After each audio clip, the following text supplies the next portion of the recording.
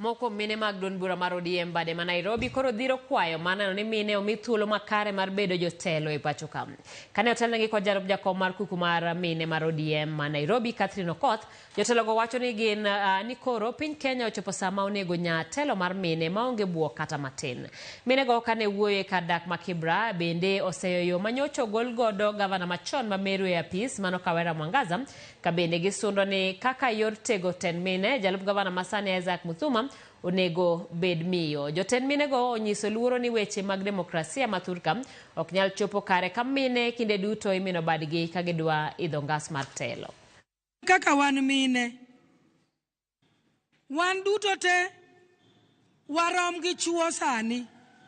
Wago erokamano ne mine wa 450 manodhi Beijing mondo odhiyo otetea haki marwa.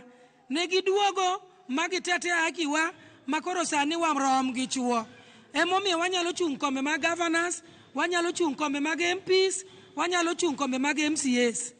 Sani koro wachimo dier mayiero wadhi timo kaka ODM.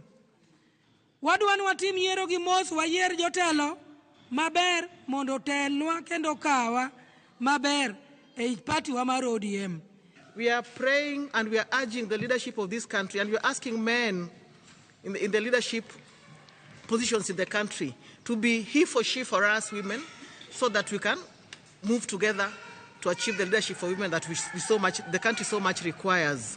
We are praying that the remaining governors should be ring-fenced, surely, should be protected. We know the leadership of women trickles down to the very, very lowest levels in the community. At the same time, we speak to the president that make sure the one-third gender rule is achieved, so that all these messes and complaints and propaganda and innuendos on women is stopped.